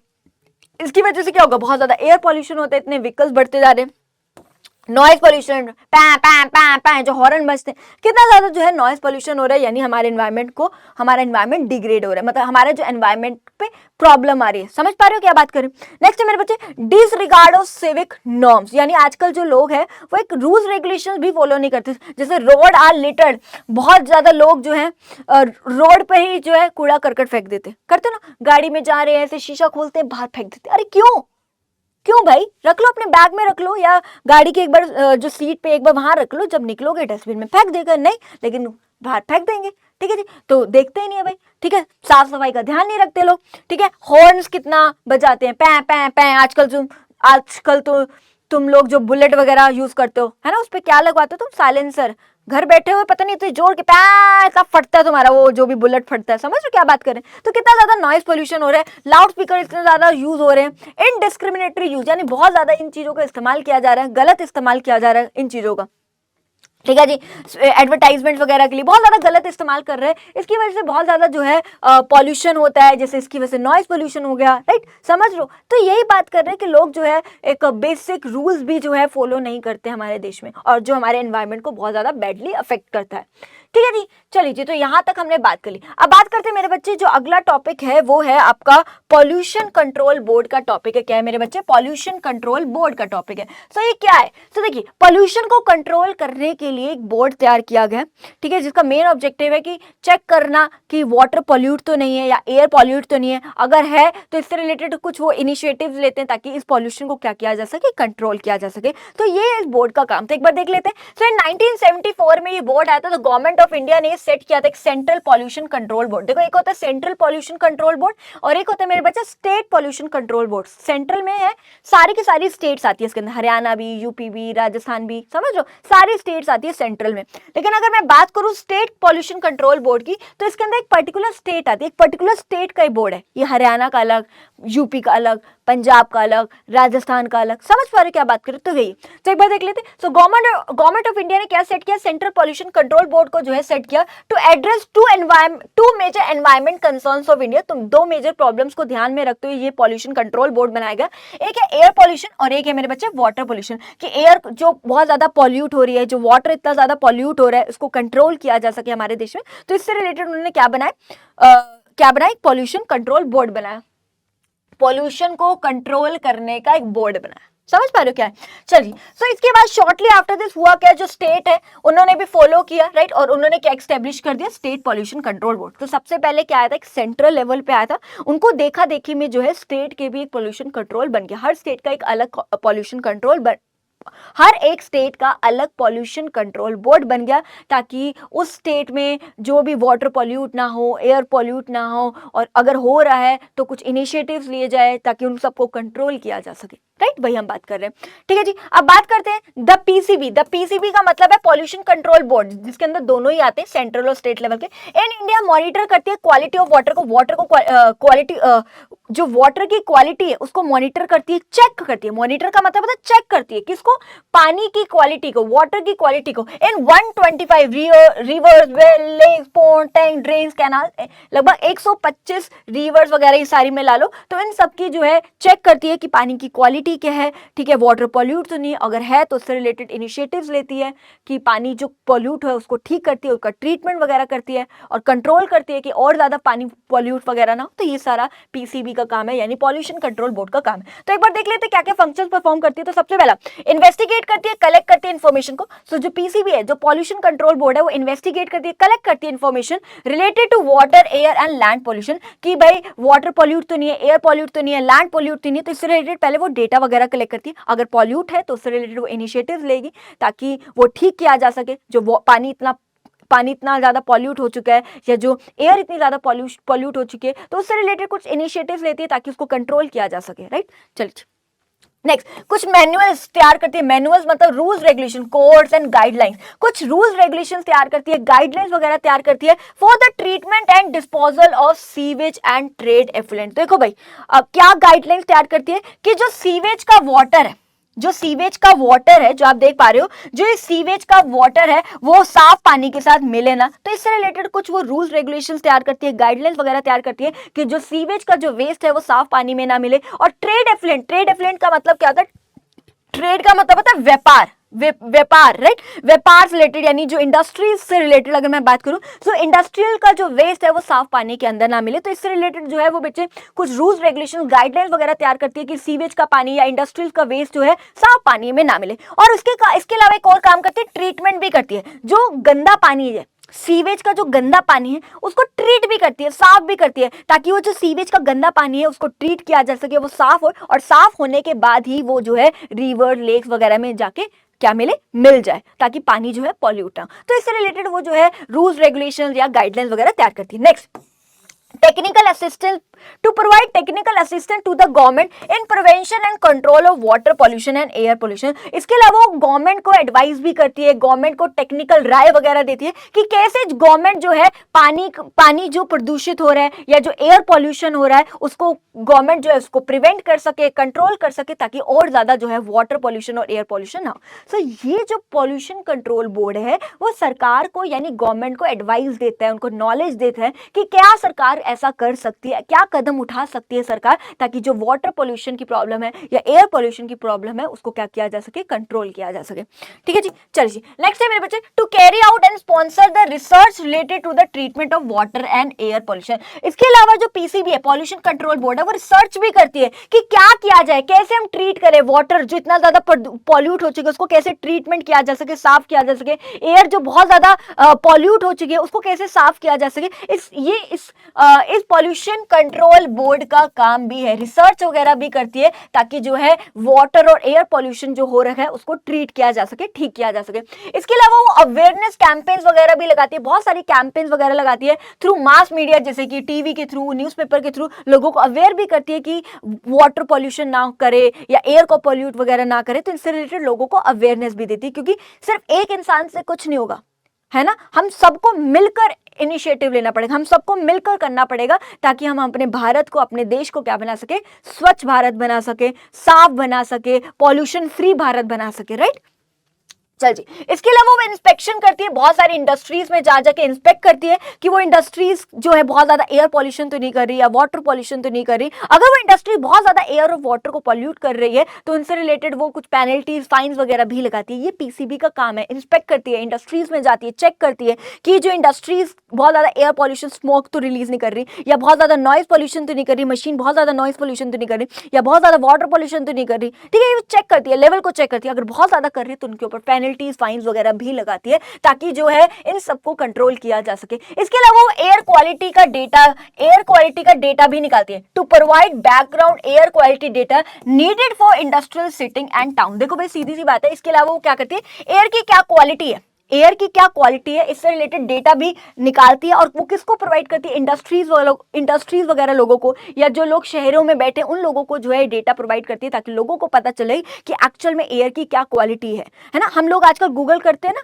कि एयर की क्या क्वालिटी है, अच्छी है या पुअर क्वालिटी है, हमें पता चल जाता है ना एयर की क्या क्वालिटी है। आजकल आप देख पा रहे हो कितना ज्यादा एयर की क्वालिटी, या दिवाली के टाइम पे कितनी ज्यादा एयर की क्वालिटी कितनी बैड हो जाती है, राइट। तो ये एयर की क्वालिटी का डेटा भी प्रोवाइड करती है इनको, ताकि ये अपने ऊपर वर्क करे, ताकि इंडस्ट्रीज और ज्यादा पॉल्यूशन ना, एयर पॉल्यूशन ना करे, और जो टाउन्स में, जो शहरों में बैठे हुए लोग बहुत ज्यादा एयर पॉल्यूशन ना करे, व्हीकल्स वगैरह का कम यूज करे। वही मैं बात करना चाह रही हूँ, ठीक है जी। तो यही एयर क्वालिटी का डेटा भी उनको प्रोवाइड करती है, ताकि एयर पॉल्यूशन को क्या किया जा सके, कंट्रोल किया जा सके। लोगों को प्रोवाइड करती है, शहरों में बैठे लोगों को प्रोवाइड करती है, इंडस्ट्रीज वालों को प्रोवाइड करती है एयर क्वालिटी का डेटा, ताकि एयर पॉल्यूशन को क्या किया जा सके, कंट्रोल किया जा सके। नेक्स्ट है मेरे बच्चे, चिपकू मूवमेंट क्या होता है और अपीको मूवमेंट क्या होता है। इंपॉर्टेंट है, यहाँ से कोई ना कोई क्वेश्चन आपके एमसीक्यू में आ जाता है। तो सबसे पहले देखिए, चिपकू मूवमेंट आया कब था, 1973 में आया था। और कब आया, कहाँ आया था, उत्तराखंड के अंदर लाया गया था। कहां पे लॉन्च हुआ था, उत्तराखंड के अंदर लॉन्च हुआ था। और जो अपीको मूवमेंट है वो कहां पे लॉन्च हुआ था, कर्नाटका में हुआ था। और हुआ कब था, 1983 में हुआ था। सो प्लीज ईयर्स और जगह याद रख लीजिएगा। अब जो वर्ड है चिपकू, चिपकू का मतलब होता है चिपकना, और अपीकू, ये जो दो वर्ड है इसका मतलब क्या होता है, हगिंग करना, राइट। हग करना, हग है ना, हग करना, चिपकना, हग करना। तो क्यों मूवमेंट लाया गया था, मेन ऑब्जेक्टिव अगर आप देख पा रहे हो, पेड़ों से जो औरतें हैं वो चिपक गई है, राइट, हक कर लिया है, पेड़ों से औरतें चिपक गई है। क्यों, ताकि पेड़ों को ताकि डिफोरेस्टेशन ना हो, मतलब पेड़ पौधे ना कटे, है ना, प्रोटेक्ट किया जा सके पेड़ों को, कि जो ये काटे ना इसको। और फॉरेस्ट को जंगल को प्रोटेक्ट करना जो था वो मेन मुद्दा था, या मेन ऑब्जेक्टिव बोलो। सो मेन ऑब्जेक्टिव क्या था चिपकू अपीको मूवमेंट का, was to protect the forest को बचाना, और ट्रीज वगैरह को बचाना फ्रॉम फॉलिंग, राइट, कि पेड़ पौधे ना कटे, जो ये गाड़ रहे थे पेड़ पौधे ना कटे, और फॉरेस्ट को प्रोटेक्ट करना, ये जो था मेन ऑब्जेक्टिव था अपीकू और चिपकू मूवमेंट का। ठीक है जी, अब आगे चलिए जी मेरे बच्चे। नेक्स्ट है आपका सस्टेनेबल डेवलपमेंट। क्या सस्टेनेबल डेवलपमेंट का मतलब, ध्यान से समझिए। सस्टेनेबल डेवलपमेंट का मतलब होता है कि अपने रिसोर्सेज को इस तरीके से इस्तेमाल करो कि आज जो प्रेजेंट जनरेशन है उनकी तो जरूरतें पूरी हो ही जाए, प्लस हम फ्यूचर जनरेशन के लिए भी कुछ ना कुछ छोड़कर जाए। मतलब इस तरीके से अपने रिसोर्सेज को इस्तेमाल करो कि आज लोगों की जरूरतें तो पूरी हो जाए, यानी जो प्रेजेंट जनरेशन है वो तो लोग अपनी जरूरतें पूरी कर ही ले, प्लस हम फ्यूचर जनरेशन के लिए भी कुछ छोड़ कर जाएं। ये नहीं कि फ्यूचर जनरेशन ये बोले आज से 10 साल पहले पता है मेरे मम्मी पापा के टाइम पे ये चीज होती थी, बेचारे वो ना बोले, है ना। इस तरीके से रिसोर्सेज को इस्तेमाल करें कि आज हम लोग अपनी जरूरतें तो पूरी कर ही ले, प्लस हम फ्यूचर जनरेशन के लिए भी वो चीज छोड़ कर जाए। एटलीस्ट उनको हिस्ट्री में ना पढ़ना पड़े, आज से 10 साल पहले 20 साल पहले ये होता था। समझ रहे हो क्या बात कर रही हूँ। तो भाई ये होता है सस्टेनेबल डेवलपमेंट। ठीक है जी। So sustainable development is a development that meets the needs of present generation, यानी इस तरीके से अपने रिसोर्सेज को यूज करना कि आज जो प्रेजेंट जनरेशन है वो तो अपनी जरूरतें, अपनी नीड्स को पूरा कर ही ले, without reducing the ability of future generation to meet their own needs. क्या मतलब है, लेकिन इस तरीके से यूज करें कि फ्यूचर जनरेशन के लिए कम ना हो जाए वो, मतलब इस तरीके से यूज करें कि हम फ्यूचर जनरेशन के लिए भी छोड़कर जाए उनके, ताकि वो लोग भी उसको इस्तेमाल कर सके। अब बात करते हैं सस्टेनेबल डेवलपमेंट की क्या क्या, अगर मैं बात करूं क्या क्या स्ट्रैटेजीज है तो एक बार देख लीजिए। सबसे पहले depend on renewable source of energy. देखो भाई अभी तक हमने क्या बात करी, सस्टेनेबल डेवलपमेंट का मतलब है आप इस तरीके से यूज करो अपने रिसोर्सेज को कि प्रेजेंट जनरेशन भी अपनी जरूरतें पूरी कर ले और हम फ्यूचर जनरेशन के लिए भी कुछ ना कुछ छोड़ के जाए। तो क्या बोला सबसे पहले कि अब जो है हम रिन्यूएबल सोर्स ऑफ एनर्जी पे जो है डिपेंड हो। रिन्यूएबल सोर्स ऑफ एनर्जी का मतलब है जिसको आप बारी बारी इस्तेमाल कर सकते हो, यानी ऐसे सोर्स ऑफ एनर्जी है जो बारी बारी इस्तेमाल करने के बाद भी खत्म नहीं होंगे, जैसे कि solar energy, wind energy, water, ठीक है, सोलर एनर्जी, विंड एनर्जी वगैरह जो बारी बारी इस्तेमाल करने पर भी खत्म नहीं होगी। अब आपको पता है बिजली इलेक्ट्रिसिटी है ना, थर्मल पावर प्लांट्स अगर मैं बात करूं, वहां पे बिजली कैसे बनाई जाती है, कोल का इस्तेमाल करके या बहुत सारे अदर फॉसिल फ्यूल का इस्तेमाल करके बनाई जाती है। लेकिन कोल आपको पता है कितना लिमिटेड है, आपको पता ही है ना। तो वही हम बात कर रहे हैं कि अब इन अदर सोर्सेज से भी जो है इलेक्ट्रिसिटी को जनरेट किया जाए, क्योंकि कोल जो है बहुत ज्यादा लिमिटेड है। ये नहीं कि आज हम इतना ज्यादा उसको इस्तेमाल कर ले और फ्यूचर जनरेशन के लिए हम कुछ छोड़ के नहीं जाए और वो बात करें कि आज से 10 साल पहले कोल नाम की एक चीज होती थी, उनके लिए ऐसी चीज ना बन जाए। समझ रहे क्या बात करें? तो वही बात करें कि अब हम रिन्यूएबल सोर्स ऑफ एनर्जी पे डिपेंड हो, इन सब का इस्तेमाल करें इलेक्ट्रिसिटी को बनाने के लिए, इलेक्ट्रिसिटी को जनरेट करने के लिए। जो non renewable source of energy जैसे कि कोल हो गया या अदर फॉसिल फ्यूल्स है, जो पता खत्म हो जाएंगे एक टाइम के बाद, हम बारी बारी इस्तेमाल करेंगे तो एक टाइम के बाद खत्म हो जाएंगे, उसको थोड़ा कम इस्तेमाल करें ताकि हम फ्यूचर जनरेशन के लिए भी जो है छोड़कर जाए। समझ पा रहे हो क्या बात करें? वही होता है। नेक्स्ट है मेरे बच्चे use of LPG instead of would in rural areas. तो गांवों में एलपीजी यानी सिलेंडर का इस्तेमाल किया जाए, ठीक है, instead of would in rural area. देखो भाई, गांवों में जो है बहुत ज्यादा, अगर मैं बात करूं, बहुत सारे पेड़ पौधों को काटा जा रहा है। क्यों? वुड को वो इस्तेमाल कर रहे हैं खाना बनाने के लिए, क्योंकि गरीबी इतनी है तो वुड से वो सिलेंडर वगैरह को अफोर्ड ही नहीं कर पा रहे, इस वजह से वो क्या यूज करते हैं, वुड का इस्तेमाल करते हैं खाना वगैरह बनाने में। तो वही बात करें कि वो जो है सिलेंडर का इस्तेमाल करे, वुड का इस्तेमाल ना करे। क्यों? क्योंकि एक बात बताओ, इतने ज्यादा अगर हम पेड़ पौधे काट लेंगे तो क्या फ्यूचर जनरेशन के लिए क्या छोड़ के जाएंगे हम? पॉल्यूशन वाला एनवायरमेंट, क्योंकि पेड़ पौधे ही तो हैं जो हमें क्या देते हैं, ऑक्सीजन देते हैं। वरना फ्यूचर वाले जनरेशन के तो लोग क्या करेंगे, वो मास्क लेके, जैसे कोरोना में होता था, मास्क लेके और ऑक्सीजन सिलेंडर लेके चल रहे होंगे। आपको पता ना ऑक्सीजन सिलेंडर क्या, ठीक है, ऑक्सीजन सिलेंडर लेके ना चल रहे, तो हम क्या फ्यूचर जनरेशन को वो ये देना चाहते हैं क्या कि बेचारे छोटे छोटे बच्चे मास्क और एक ऑक्सीजन सिलेंडर लेके चल रहे हो? नहीं ना। तो वही है, पेड़ पौधे कम काटो ताकि फ्यूचर के लिए हम एक अच्छा एनवायरमेंट छोड़ सके, ठीक है जी। ये ना हो कि बेचारों को सांस लेने के लिए भी भाई ऑक्सीजन सिलेंडर की रिक्वायरमेंट हो जाए, ये नहीं, राइट। तो वही बात करें, तो इसलिए एलपीजी का इस्तेमाल करो, कम से कम पेड़ पौधे वगैरह काटो, वुड वगैरह का कम इस्तेमाल करो, ठीक है जी। और गवर्नमेंट ने एक इनिशिएटिव भी लिया, उज्ज्वला योजना लेके आई थी गवर्नमेंट, जिसका मेन ऑब्जेक्टिव क्या था, एलपीजी वगैरह यानी सिलेंडर्स वगैरह प्रोवाइड करना सब्सिडाइज रेट में, मार्केट से कम रेट पे जो है इनको सिलेंडर वगैरह प्रोवाइड करना। किसको? उन औरतों को प्रोवाइड करना जो बिलो पॉवर्टी लाइन के अंडर आ रहे, जो गरीबी रेखा के नीचे आते हैं, उन औरतों को जो है सिलेंडर्स वगैरह प्रोवाइड करना, ताकि जो औरतें हैं मतलब बहुत ही मार्केट सब्सिडाइज रेट, मतलब मार्केट से बहुत ही कम रेट पे उनको प्रोवाइड करते थे, ताकि जो औरतें हैं, जो लोग हैं गरीबी रेखा के जो नीचे वाले लोग हैं, वो भी जो है सिलेंडर का इस्तेमाल करें और वुड का इस्तेमाल ना करें, पेड़ पौधे जो है ना काटे, ताकि हम फ्यूचर के लिए एक अच्छा एनवायरमेंट छोड़ के जाए, है ना, साफ सुथरा, ठीक है, जहाँ पे प्रदूषित एनवायरमेंट ना छोड़ के जाए, ताकि वो भी बेचारे खुली सांस ले सके, राइट। ये ना कि बेचारे ऑक्सीजन सिलेंडर लगा के घूम रहे हो। Next, CNG in urban areas, कि भाई अर्बन एरियाज में सीएनजी का इस्तेमाल करना चाहिए, ठीक है जी। सीएनजी की फुल फॉर्म देख लो क्या होता है, compressed natural gas, most important है फॉर योर सीयूईटी एग्जाम।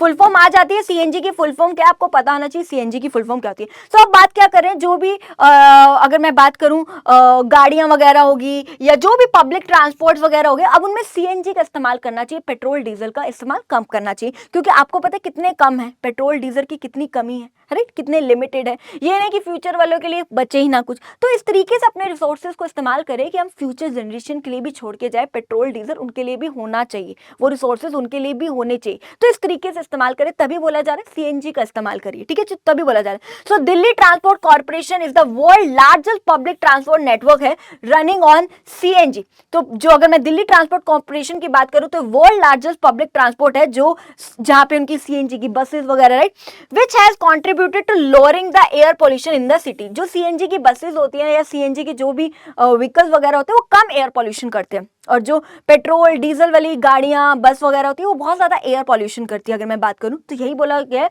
कि लोअरिंग द एयर पॉल्यूशन, बहुत कम एयर पॉल्यूशन करती है, जो हमारे फ्यूचर जनरेशन के लिए अच्छा है। क्योंकि अगर हम इतना ज्यादा एयर पॉल्यूशन कर लेंगे, इतना ज्यादा एयर पॉल्यूट हो जाएगी, तो फ्यूचर जनरेशन के लिए क्या छोड़ के जाएंगे, वो इतना एयर पॉल्यूटेड एनवायरमेंट, बेचारे क्या ऑक्सीजन सिलेंडर लेके घूम रहे हैं, बेचारे को सांस लेने में दिक्कत हो जाएगी, ठीक है। तो वही बात कर रहे हैं, इससे एक तो फ्यूचर जनरेशन के लिए हम एक पॉल्यूशन फ्री एनवायरनमेंट छोड़ेंगे, प्लस पेट्रोल डीजल जो बहुत कम है वो भी हम उनके लिए छोड़ के जाएंगे। तो तभी बोला जा रहा है सीएनजी वगैरह का यूज करो, या इलेक्ट्रॉनिक गाड़ियां वगैरह है उन सब का इस्तेमाल करो इंस्टेड ऑफ पेट्रोल डीजल वगैरह, जो बहुत ज्यादा जो है खत्म होते जा रहे हैं, बहुत लिमिटेड है ये, ठीक है जी। अगर बात करें एग्जाम्पल की बात करें, जो हरियाणा है, Haryana has introduce the CNG buses in Faridabad.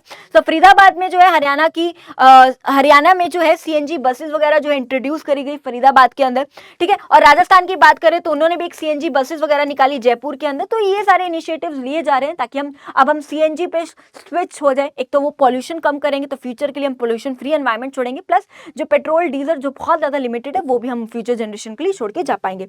चलिए जी, अब आगे चलते हैं मेरे बच्चे, विंड पावर। नेक्स्ट क्या मेरे बच्चे, विंड पावर। अब आपको पता है थर्मल पावर प्लांट्स होते हैं, राइट। थर्मल पावर प्लांट्स क्या होते हैं, बिजली ही बनती है इनमें, लेकिन कोल वगैरह का या बहुत सारे अदर फॉसिल फ्यूल्स का इस्तेमाल करके जो है बिजली को बनाया जाता है, जो बहुत लिमिटेड है हमारे देश में, बहुत कमी है इनमें, है ना। और बहुत ज्यादा पॉल्यूशन भी क्रिएट करते हैं, राइट। आपको पता है बहुत ज्यादा पॉल्यूशन भी क्रिएट करते हैं, तो बहुत ज्यादा लिमिटेड। तभी बोला जा रहा है कि आप इलेक्ट्रिसिटी अदर तरीके से भी बनाओ यार, विंड पावर का इस्तेमाल करो या सोलर एनर्जी का इस्तेमाल करो इलेक्ट्रिसिटी को जनरेट करने के लिए। सो इससे होगा क्या, एक तो हमारे एनवायरमेंट पे कोई पॉल्यूशन नहीं होगा, एक तो हम पॉल्यूशन फ्री एनवायरमेंट छोड़ के जाएंगे फ्यूचर जनरेशन के लिए, और दूसरा क्या फायदा होगा कि भाई जो कोल वगैरह बहुत लिमिटेड है, बहुत कम है, तो फ्यूचर जनरेशन के लिए कुछ तो छोड़ना है ना, तो अदर सोर्सेज पर भी हम स्विच करें। अब ये विंड पावर, ठीक है, ये तो कभी खत्म ही नहीं होगी, है ना। विंड से हमें समझ रहे, विंड का इस्तेमाल किया जाता है, तो ये तो खत्म नहीं होगी, ठीक है। ये तो रिन्यूएबल सोर्स ऑफ एनर्जी है, राइट, आपको पता है। तो वही हम बात करें ताकि हम फ्यूचर जनरेशन के लिए कुछ ना कुछ छोड़कर जाएं।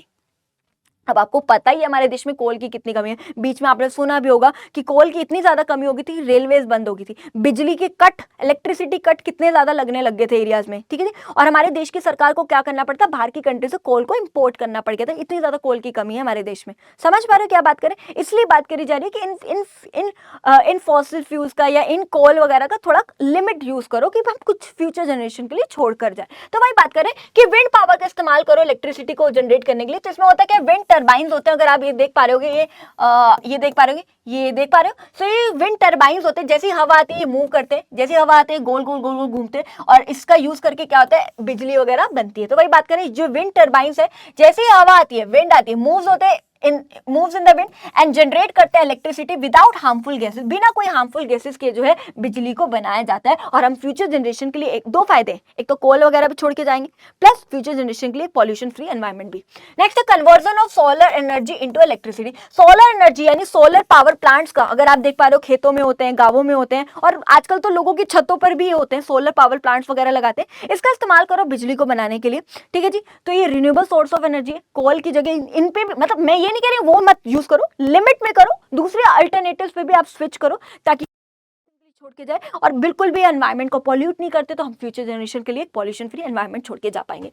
नेक्स्ट है शिफ्ट टू ऑर्गेनिक फार्मिंग। तो अब क्या बोला जा रहा है कि अब हम ऑर्गेनिक फार्मिंग पे शिफ्ट करें इंस्टेड ऑफ बहुत ज़्यादा हार्मफुल केमिकल, जो अगर मैं बात करूं बहुत ज़्यादा harmful chemical fertiliser, pesticide, insecticide, इन सब का इस्तेमाल ना करके हम किस पे स्विच हो जाए, ऑर्गेनिक फार्मिंग, देसी तरीके से, है ना, ऑर्गेनिक तरीके से फार्मिंग करें। क्योंकि ये जो केमिकल्स है, ये जो पेस्टिसाइड, ये जो इंसेक्टिसाइड्स है, वो हमारी हेल्थ के लिए बहुत ज़्यादा डेंजरस है, ठीक है।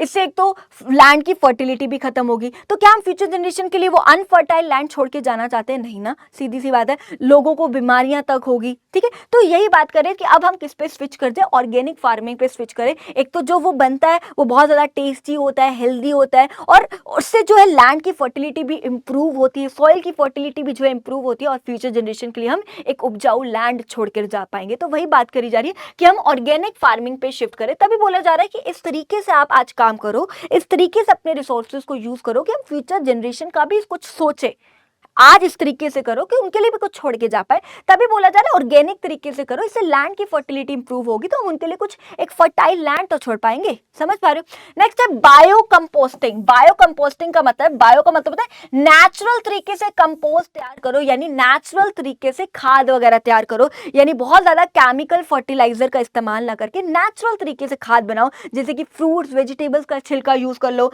या फिर अगर आप देख पा रहे होगे जैसे कि वर्मी कंपोस्टिंग वगैरह, या काउ डंग का इस्तेमाल करो, गोबर के जुपले, उन सब का इस्तेमाल करो फॉर फर्टिलाइजर, मतलब फॉर कंपोस्टिंग कह सकते हैं, खाद वगैरह के लिए इन सब का इस्तेमाल करो। फ्रूट वेजिटेबल्स के छिलके, काउ डंग का इस्तेमाल कर लो, या वर्मी कंपोस्टिंग, छोटे छोटे जो कीड़े होते हैं इन सब का इस्तेमाल करो। इससे जो होगा, इससे लैंड की फर्टिलिटी भी इंप्रूव होगी, और जो उगेगा ना वो हमारे लिए बहुत ज्यादा हेल्दी भी होता है, टेस्टी भी होता है। तो वही बोला जा रहा है कि अब हम बायो कंपोस्टिंग में यानी शिफ्ट हो जाए फ्रॉम केमिकल फर्टिलाइजर, मतलब केमिकल फर्टिलाइजर का कम इस्तेमाल करो, ऑर्गेनिक फार्मिंग पे शिफ्ट हो जाए, एक नेचुरल तरीके से खाद वगैरह जो है तैयार करें और जो वो बनता है वो हमारे लिए हेल्दी भी है, टेस्टी भी है, इससे लैंड की फर्टिलिटी भी इंप्रूव होती है और फ्यूचर जनरेशन के लिए हम एक फर्टाइल लैंड छोड़ के जा पाएंगे। ठीक है जी।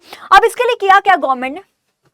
ठीक है जी, the government of India has taken a step to promote the organic farming. Organic farming को प्रमोट करने के लिए हमारे देश की सरकार ने एक स्टेप भी उठाया और बहुत ज्यादा जरूरी है। आजकल तो बोला भी जाता है ऑर्गेनिक ऑर्गेनिक ऑर्गेनिक तरीके से करो, हमारे लिए हेल्दी भी रहता है। और आपको पता है वो इतने ज्यादा हार्श केमिकल्स होते हैं फर्टिलाइजर वगैरह, इससे हमें कैंसर जैसी बीमारियां भी होती है। तभी तो आजकल मम्मी बोलती है धो के खाओ, अच्छे से धो के खाओ, या पानी में भिगो भिगो के सब्जियां और फ्रूट्स को रखती है, राइट? क्यों?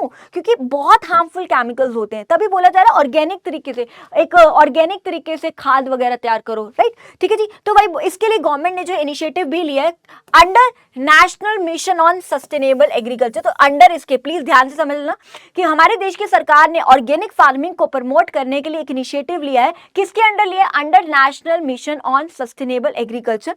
ठीक है, as a component of this scheme. ये जो स्कीम है ये क्या कहती है? इसमें क्या किया जाता है? फार्मर्स को ट्रेंड किया जाता है। Farmers are trained in vermi composting. Farmers को ट्रेंड किया जाता है वर्मिंग कंपोस्टिंग से, वर्मिंग कंपोस्टिंग के लिए, कि मतलब उनको सिखाया जाता है कि कैसे वो देसी तरीके से, ऑर्गेनिक तरीके से जो है खाद को तैयार कर सकते हैं। ठीक है, उनको ये सिखाया जाता है वर्मिंग कंपोस्टिंग। ठीक है, कैसे वर्म्स का इस्तेमाल करके वर्मी कंपोस्ट मतलब कैसे करना है उनको सिखाया जाता है, ट्रेनिंग दी जाती है। सो यूज ऑफ बायो फर्टिलाइजर, जो हम नेचुरल तरीके से अगर हम फर्टिलाइजर तैयार करते हैं, is also being promoted as the part of this scheme. और इस स्कीम के तहत उनको सिखाया जाता है कि कैसे वो नेचुरल तरीके से जो है फर्टिलाइजर बना सकते हैं। इंस्टेड ऑफ केमिकल फर्टिलाइजर ना यूज करते हो, नेचुरल फर्टिलाइजर्स को इस्तेमाल करें। ठीक है जी। नेक्स्ट है बायो पेस्ट कंट्रोल। नेक्स्ट क्या है मेरे बच्चे? Bio pest control. फार्मर्स को ये बोला गया, उनको ये अवेयरनेस भी आजकल दी जा रही है कि वो नेचुरल तरीके से पेस्ट को कंट्रोल करे, यानी वो पेस्टिसाइड जो बहुत केमिकल वाली चीजें होती है ना, पेस्टिसाइड, इंसेक्टिसाइड्स, इन सब का इस्तेमाल ना करें, क्योंकि वो इतने ज्यादा हार्मफुल है हमारी बॉडी के लिए, इतने ज्यादा डेंजरस है हमारी बॉडी के लिए, नुकसान है, इससे कैंसर जैसी बीमारियां होती है लोगों को, और प्लस इससे जो है लैंड की फर्टिलिटी भी खराब होती है। तो क्या हम फ्यूचर जनरेशन के लिए वो जमीन छोड़ के जाना चाहते हैं जो बंजर है, इनफर्टाइल है? नहीं छोड़ना चाहते। तो भाई बोला गया कि देसी तरीके से, नेचुरल तरीके से पेस्ट को कंट्रोल किया जाए। तो भाई बोला शिफ्ट करो from chemical fertiliser to bio pest control, यानी नेचुरल तरीके से पेस्ट को जो है कंट्रोल करा जाना चाहिए। इसके लिए क्या करें? Several type of pest controlling chemicals को हैव बीन एक्सट्रैक्टेड, निकालो from the neem and their use should be encourage. उनको बोला जाता है, फार्मर्स को बोला जाता है कि तुम नीम का इस्तेमाल करो, और नीम से एक ऑयल निकालो और एक ऑयल बनता है, नीम ऑयल का इस्तेमाल करो। और आपको पता है नीम में कड़वाहट होती है, कड़वाहट होती है, तो एक नेचुरल पेस्ट कंट्रोलिंग है। ठीक है, एक नेचुरल तरीके से आप पेस्ट को इसका इस्तेमाल करके जो है इसका छिड़काव कर देते हैं फसलों से, नीम ऑयल का।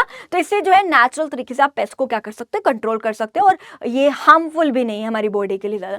ठीक है जी। तो वही बात करें। नेक्स्ट है मेरे बच्चे मिक्स क्रॉपिंग करो। मिक्स क्रॉपिंग का मतलब है कि सिर्फ एक फसल ना उगाओ, एक से ज्यादा मल्टीपल क्रॉप्स को उगाओ, या फिर क्रॉप रोटेशन करना भी बहुत ज्यादा जरूरी है। क्रॉप रोटेशन का मतलब आज एक फसल उगाई, अगली बार दूसरी फसल उगा दी, क्रॉप रोटेशन भी बहुत ज्यादा जरूरी है। Should be encourage to minimise the pest attack. Pest attack ना हो, पेस्ट को कंट्रोल करने के लिए आप क्रॉप रोटेशन भी करो या फिर मिक्स क्रॉपिंग करो। Use of animal birds is also considered for controlling the paste. Paste को कंट्रोल करने के लिए आप एनिमल्स और बर्ड्स का इस्तेमाल करिए। जैसे कि अगर आपने देखा होगा स्केयर क्रो, एक पुतला सा होता है, वो खड़ा होता है खेतों में, ठीक है जी, ताकि पेस्ट वगैरह ना लगे। या फिर आपने देखा होगा बर्ड्स का इस्तेमाल किया जाता है, आउल का इस्तेमाल करते हैं, या फिर कुछ फार्मर स्नेक्स का भी इस्तेमाल करते हैं। वो आई गेस वो काट लेते, वो उसको खा लेते होंगे उस पेस्ट वगैरह को, जो भी इनका इस्तेमाल किया जाता है ताकि पेस्टिसाइड्स को पेस्ट को क्या किया जा सके मेरे बच्चे? कंट्रोल किया जा सके। पेस्ट को क्या किया जा सके? कंट्रोल किया जा सके। और जो क्रॉप्स है उनको क्या किया जा सके? प्रोटेक्ट किया जा सके। ठीक है, क्रॉप को प्रोटेक्ट किया जा सके from the pest attack. Am I clear to you all? तो वही बोला जा रहा है कि अब नेचुरल तरीके से जो है पेस्ट को तैयार करो। पहला क्या बोला जा रहा है कि जो नीम से एक ऑयल निकालो और उस नीम ऑयल का इस्तेमाल करो एज अगर बात करूं एज अ नेचुरल पेस्टिसाइड, है ना, पेस्ट को कंट्रोल करने के लिए, मतलब एक तरह से नीम ऑयल का इस्तेमाल करो, तो ये हार्मफुल नहीं रहते ज्यादा। वही बात करिए, इन सबको एनकरेज करो, क्रॉप रोटेशन, मिक्स क्रॉपिंग करो, एनिमल्स बर्ड, इन सब का इस्तेमाल करो, यही बोला गया। नेक्स्ट है मेरे बच्चा रिसाइकल द वेस्ट, वेस्ट को भी जो है रिसाइकिल करो, राइट। जैसे जो पेपर है, पेपर किससे बनता है, वुड से बनता है, राइट। तो बहुत ज्यादा आजकल पेड़ पौधे काटे जा रहे हैं पेपर को बनाने के लिए, राइट। तो कितना ज्यादा पेड़ पौधे काट रहे हैं, डिफोरेस्टेशन कितना ज्यादा हो रहा है। तो क्या हम फ्यूचर के लिए वो एनवायरमेंट छोड़ना चाहते हैं जहाँ पे पेड़ पौधे नहीं है, लोगों को सांस लेने के लिए भी ऑक्सीजन सिलेंडर लेना पड़े, नहीं ना। आपको पता है ना, पेड़ पौधे से हमें जो है सांस मिलती है, ऑक्सीजन मिलती है ना।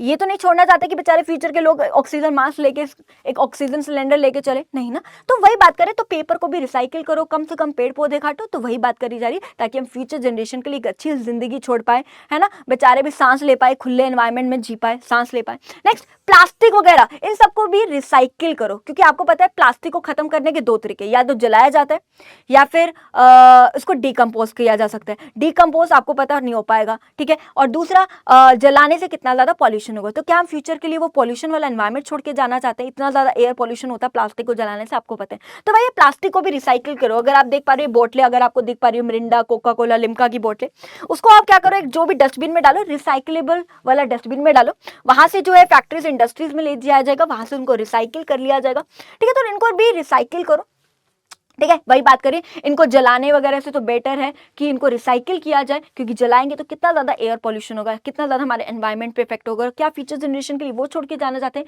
कि बेचारे को सांस लेने में दिक्कत हो, क्या पॉल्यूशन वाला एनवायरमेंट छोड़ के जाना चाहते हैं, नहीं। चल जी, नेक्स्ट है मेरे बच्चा strict laws on disposal of chemicals into river, lakes, ocean, land etcetera. भाई स्ट्रिक्ट लॉज बनाने चाहिए सरकार को, स्पेशली इंडस्ट्रीज वगैरह पे, राइट, कि या फिर एग्रीकल्चर वाले उनके लिए भी बनानी चाहिए कि कोई भी अपना जो केमिकल है, बहुत जो इंडस्ट्रीज वाले जो बहुत ज्यादा केमिकल का यूज करते हैं, और वो किस में कहाँ चला जाता है, वो रिवर, लेक्स, ओशन वगैरह, और कितना ज्यादा वाटर पॉल्यूशन होता है ना। तो क्या फ्यूचर जनरेशन के लिए वो पानी छोड़ के जाना चाहते हो, कितना ज्यादा पॉल्यूटेड वाटर छोड़ के जाना चाहते हो, नहीं ना। तो भाई बात करें, इनसे रिलेटेड कुछ ऐसे स्ट्रिक्ट लॉज वगैरह बनाने चाहिए, ताकि ये इंडस्ट्रीज वाले जो है बहुत ज्यादा पॉल्यूट ना करे, मतलब अपना वेस्ट जो है पानी में ना डाले, और जिससे वाटर पॉल्यूशन ना, और फ्यूचर जनरेशन के लिए हम एक साफ सुथरा स्वच्छ पानी छोड़कर जा सके, ठीक है जी। नेक्स्ट है मेरे बच्चे, प्रमोट करो पब्लिक मीन्स ऑफ ट्रांसपोर्ट को प्रमोट किया जा सके, जैसे बसेस वगैरह होगी, मेट्रोज वगैरह होगी, इन सबको प्रमोट करना चाहिए। लेकिन आजकल लोग क्या करते हैं, हर कोई अपने अकेला गाड़ी उठा के चला जाता है, कितना ज्यादा पॉल्यूशन होता है, एयर पॉल्यूशन होता है, नॉइज पॉल्यूशन होता है, राइट, कितना ज्यादा जो है पॉल्यूशन होता है। तभी बोला जा रहा है पब्लिक मीन्स ऑफ ट्रांसपोर्ट का यूज करो, ताकि पॉल्यूशन कंट्रोल आ जाए, एयर पोल्यूशन भी कम होगा, नॉइज पोल्यूशन भी कम होगा, और फ्यूचर जनरेशन के लिए पॉल्यूशन फ्री एनवायरमेंट छोड़ के जाएंगे।